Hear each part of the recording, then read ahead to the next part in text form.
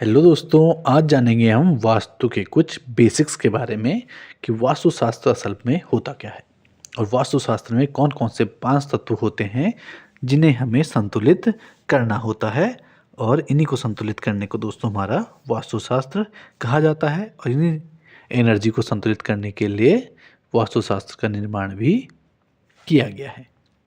सबसे पहले दोस्तों जानेंगे हम कि पंच तत्व कौन कौन से होते हैं। पहला तत्व होता है हमारा जल, दूसरा तत्व होता है अग्नि, तीसरा तत्व होता है हमारा भूमि, चौथा तत्व होता है वायु और पांचवा तत्व होता है आकाश। इन्हीं पांचों तत्वों के मेल से ही संपूर्ण जीवन, संपूर्ण संसार का निर्माण हुआ है। इन 5 तत्वों के बिना किसी भी चीज़ का निर्माण होना संभव नहीं है। इन्हीं पांचों तत्वों की ऊर्जाओं को संतुलित करना होता है घर के अंदर, क्योंकि घर में भी हम एक वास्तु प्राण मानते हैं जहाँ पर कि जो कि हमारा वास्तु पुरुष रहता है। तो सबसे पहले दोस्तों बात करते हैं नॉर्थ ईस्ट की। यहाँ पर वास्तु पुरुष का सिर विद्यमान रहता है और यहाँ पर ईशान कोण रहता है। इस कोण में जब हम कंस्ट्रक्शन करेंगे तो हमें इस बात का ध्यान रखना है कि यहाँ पर हमारा कोई बहुत ज़्यादा लोड नहीं होना चाहिए, ना ही इसके अलावा हमारे यहाँ पर कोई ऐसी चीज़ होनी चाहिए जो कि यहाँ पर गंदगी लाए या यहाँ पर कोई अपशिष्ट पदार्थ वगैरह नहीं होने चाहिए। इस क्षेत्र को हमें जितना साफ रख सकें उतना साफ रखना है। इस क्षेत्र में जितनी शीतलता लाई जा सके उतनी लानी है। जल का अगर यहाँ पर प्रयोग किया जाता है तो वो बहुत ही ज़्यादा बेहतर होता है। इस क्षेत्र में हमें अग्नि का भी प्रयोग बिल्कुल भी नहीं करना है। यहाँ पर हमारी जल की तरह शीतलता रहे और साथ ही साथ अच्छी साफ सफाई रहे, तो यही इस कोण के लिए सबसे बेहतर होता है। इसके अलावा इस कोण में शांति के लिए हम यहाँ पर अगर मंदिर बनाते हैं तो वो भी बहुत ही ज़्यादा शुभ रहता है। तो ईशान कोण की जो दोस्तों जल होता है उसे हमें जल की एनर्जी को किस तरीके से संतुलित करना है इसके बारे में हम देख चुके हैं। अब देखेंगे कि अग्नि की ऊर्जा को किस तरीके से यहाँ पर संतुलित करना है। ये आता है साउथ ईस्ट के कॉर्नर में। अगर वास्तु पुरुष के हिसाब से देखा जाए तो वास्तु पुरुष के हाथ और पैर की कोहनियाँ इस कोने में आती हैं।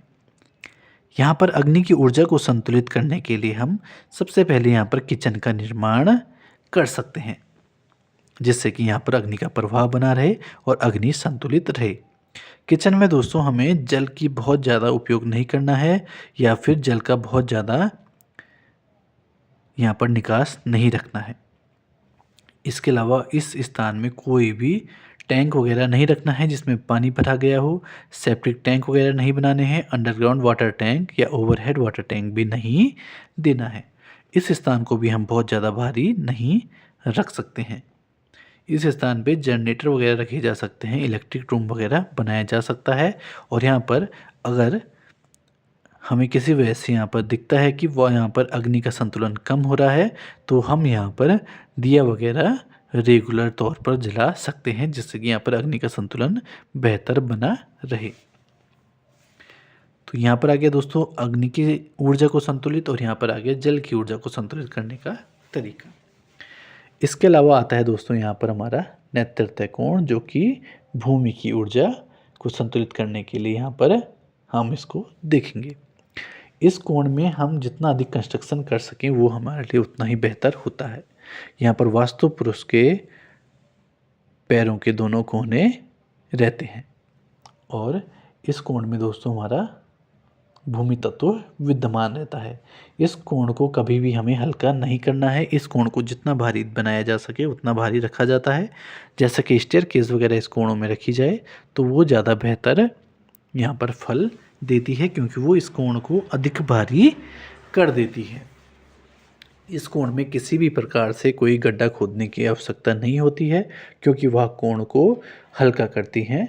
इस कोण में हमें कंस्ट्रक्शन ही देना है, कोई भी गड्ढा वगैरह नहीं खोदना है। और यहाँ से हमें डोर और विंडो भी अवॉइड करनी है। साउथ की डायरेक्शन में दोस्तों अगर हमारे पास ऑप्शन हो तो हम यहाँ पर कोई भी डोर या विंडो नहीं देंगे। अब आते हैं दोस्तों अपने चौथे तत्व पे, जो कि होता है वायु तत्व। वायु तत्व को दोस्तों संतुलित करने के लिए यहाँ पर हमें यहाँ पर हम वो चीज़ें दे सकते हैं जिनमें वायु के संचरण की बहुत ही अधिक आवश्यकता होती है। जैसे कि इन कोणों में हम टॉयलेट, वॉशरूम वगैरह बना सकते हैं। इसके अलावा एनिमल रूम्स बना सकते हैं, पेट हाउस बना सकते हैं। यहाँ पर हम अन्न भंडारण कक्ष भी बना सकते हैं, स्टोर रूम दिया जा सकता है और बेडरूम भी बनाया जा सकता है। तो ये चीज़ें दोस्तों इस कोण में बनाई जा सकती है। अब आते हैं दोस्तों हम आकाश तत्व पे। ये हमारा आकाश तत्व है और आकाश तत्व का मतलब होता है दोस्तों खाली स्थान। तो यहाँ पर जितना अधिक खाली स्थान रखा जाए वो उतना बेहतर रहता है। यहाँ पर हमारा स्थान खाली होना चाहिए। ये दोस्तों वास्तु पुरुष की नाभि केंद्र भी रहता है और ये प्लॉट का हमारा केंद्र का स्थान रहता है। तो आकाश स्थान में दोस्तों हमें कोई भी कंस्ट्रक्शन नहीं करना है, ना ही स्टेयर्स देनी है। कोई भी हैवी कंस्ट्रक्शन या कोई हल्का कंस्ट्रक्शन वो भी नहीं करना है।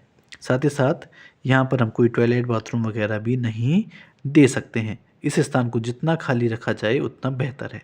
अगर हमारे पास यहाँ पर इस स्थान को खाली रखने का ऑप्शन अवेलेबल नहीं है तो यहाँ पर हम तुलसी का पौधा या फिर तुलसी का गमला भी रख सकते हैं।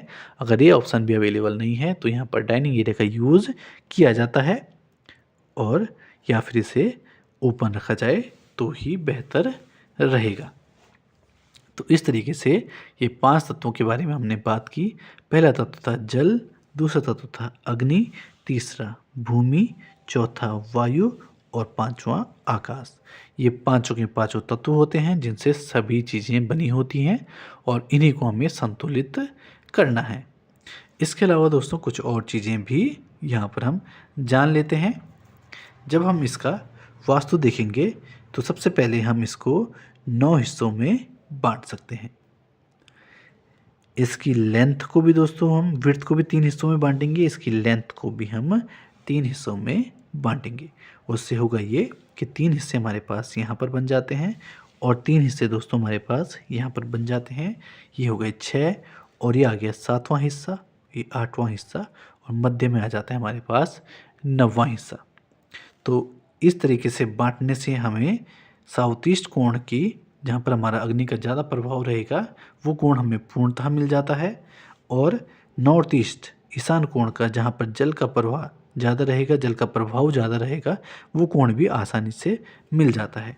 इसके अलावा ईस्ट की डायरेक्शन भी हमें, जहाँ पर ईस्ट से रिलेटेड चीज़ें करनी है, वो भी आसानी से मिल जाती हैं। अगर हमें इसे और अधिक गहराई से अध्ययन करना है तो इन हिस्सों को हम 9 भागों में विभक्त करते हैं तो हमें इसमें ज़्यादा अधिक पद मिल जाते हैं। टोटल हमें 32 पद मिलते हैं।